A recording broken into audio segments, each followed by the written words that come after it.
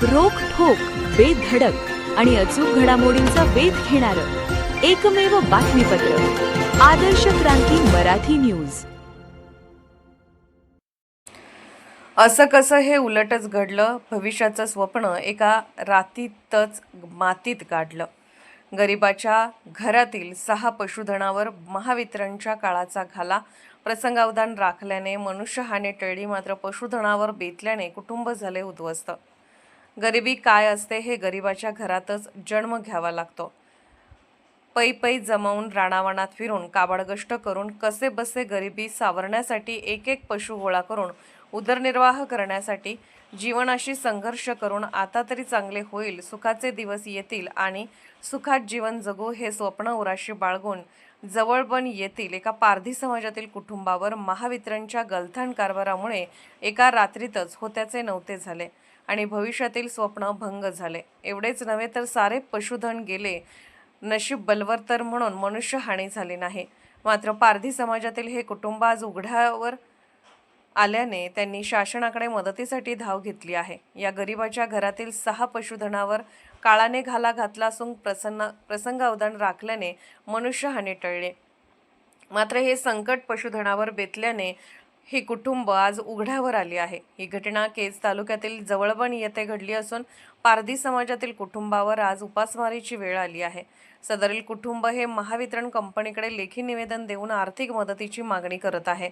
याबाबतची सविस्तर माहिती अशी की केज तालुक्यातील जवळबन येथील गायरान जागेत मागील 4 पिढ्यांपासून पारधी समाज बांधव हे राहत आहेत। मागील काही दिवसांपूर्वी या गायरान जमिनीच्या ठिकाणी शासनाने सौर ऊर्जा प्रकल्प उभारण्याचे काम सुरू केलेले आहे।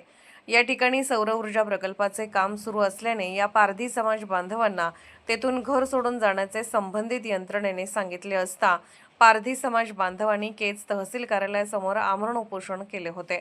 पारधी समाज बांधवांच्या उपोषणाची व त्यांच्या मागणीची दखल घेत तत्कालीन तहसीलदार स्वर्गीय राकेश गिड्डे यांनी स्वतः जवळबन येथील गायरान जमीन येथे जाऊन पारधी समाजाच्या स्मशानभूमीसाठी व त्यांना राहण्यासाठी त्या ठिकाणी जागा उपलब्ध करून दिली होती व त्याच ठिकाणी स्थलांतर केले होते। पारधी समाजातील नागरिक हे स्वतःच्या व कुटुंबाच्या उपजीविकेसाठी ऊस तोडण्यासाठी त्यांच्या राहत्या घराजवळून 11 केव्हीची मुख्य वीज पुरवठ्याची नवीन लाईन नेली। दिनांक 31 जुलै 2026 रोजीच्या मध्यरात्रीच्या सुमारास जवळबन येथील महावितरणच्या सबस्टेशन येथून आनंदगाव 6 येथील फिटरला विद्युत पुरवठा करणाऱ्या 11 केव्ही 11,000 व्होल्टच्या मुख्य लाईनचा खांबावरील चिमणी फुटून विजेचा विद्युत प्रवाह हा राजाभाऊ छुनछुन शिंदे यांच्या घरात उतरल्याने त्यांच्या पत्र्याच्या शेडचे असलेल्या संपूर्ण घराला करंट लागून लाईटचा विद्युत प्रवाह उतरल्याने त्यांच्या पत्र्याचे घर पूर्णपणे शेगडीसारखे लालबुंद झाले होते। यावेळी राजेभाऊ शिंदे व त्यांच्या कुटुंबातील सर्वजण हे घरामध्ये झोपलेले होते, परंतु अचानक जाग आल्यामुळे राजाभाऊ शिंदे यांनी कुटुंबातील सदस्यांना झोपेतून उठवले। सदर प्रकार पाहून शिंदे कुटुंबीय हे भयभीत होऊन मदतीसाठी ओरडत होते। त्यांच्या ओरडण्याचा आवाज ऐकून महावितरणच्या सबस्टेशनमधील कर्तव्यावर असलेल्या कर्मचाऱ्यांनी वीज पुरवठा तात्काळ बंद केला, परंतु राजेभाऊ शिंदे यांचे कुटुंब झोपलेल्या घराच्या शेजारी व त्यांच्या एका पत्र्याच्या शेडमध्ये त्यांची म्हैस व शेळ्या बांधलेल्या होत्या। यामध्ये राजाभाऊ शिंदे यांची गाभण असलेली एक म्हैस व गाभणी असलेल्या 4 शेळ्या आणि राजेभाऊ शिंदे यांचे जावई अशोक काळे यांच्या गाभणी असलेल्या 2 शेळ्या विजेचा करंट लागून जागीच मृत्यू पावले आहेत। राजेभाऊ शिंदे व त्यांचे जावई हे पारधी समाजातील आहेत। त्यांच्या व त्यांच्या कुटुंबाच्या उपजीविकेसाठी त्यांना शेती अथवा इतर उपजीविकेचे दुसरे कसल्याही प्रकारचे साधन नाही।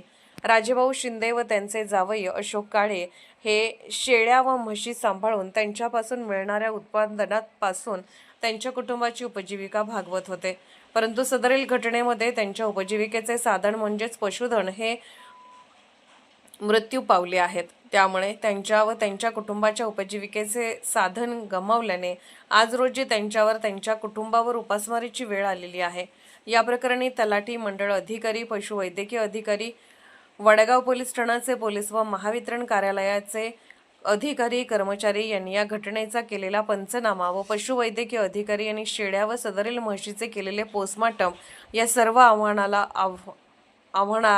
अहवालानुसार महावितरण कंपनीने तात्काळ आर्थिक मदत द्यावी अशी मागणी राजाभाऊ शिंदे व त्यांचे जावई अशोक शिवाजी काळे यांनी उपअभियंता उपविभाग केज यांच्याकडे लेखी निवेदनाद्वारे केली आहे। या निवेदनाच्या प्रती उपअभियंता केज, तहसीलदार केज, कनिष्ठ अभियंता बनसारोळा, तालुका पशुवैद्यकीय अधिकारी केज, पशुवैद्यकीय अधिकारी जवळबन यांना दिले आहेत। या लेखी निवेदनावर राजाभाऊ शिंदे व अशोक शिंदे यांनी अंगठे केलेले आहेत। तसेच सुनील राजाभाऊ शिंदे राहणार डाकेफळ हे देखील पारधी समाजाचे आहेत। दिनांक 22 जुलै रोजी पिसेगाव शिवारातील सोनी जवळा फाट्याजवळील पाण्याच्या टाकीजवळ सायंकाळी 5 वाजण्याच्या सुमारास सुनील शिंदे हे शेतात शेळ्या चारत होते। ते शेळ्या चारून घरी आले तेव्हा त्यांची एक शेळी त्यांच्या निदर्शनास न आल्याने ते शेळ्या चारत असलेल्या ठिकाणी शेळी सापडण्यास गेले असता त्यांना रात्री 8:30 वाजण्याच्या दरम्यान सोनी जवळा फाट्याजवळील एका हॉटेल मालकाने सांगितले की पाण्याच्या टाकीजवळील विद्युत तार तुटलेली आहे व तेथे जाऊन तुमची शेळी पहा असे सांगितल्यावरून शिंदे हे सदर सांगितलेल्या ठिकाणी गेले असता पाण्याच्या टाकीजवळ विद्युत प्रवाहाच्या तुटलेल्या तारा जवळ शेळी विद्युत करंट लागून मृत्यू पावली होती। सदरील घटनेत सुनील शिंदे यांची शेळी ही विजेचा करंट लागून मृत्यू पावली आहे। त्यामुळे त्यांचे आर्थिक नुकसान झालेले आहे। आर्थिक मदत मिळण्यासाठी सुनील शिंदे यांनी उपअभियंता केज व तहसीलदार केज यांच्याकडे आर्थिक मदत मिळावी या मागणीसाठी लेखी अर्ज केला आहे। आदर्श क्रांती मराठी न्यूज चॅनलला लाईक करा, शेअर करा आणि सबस्क्राईब करा।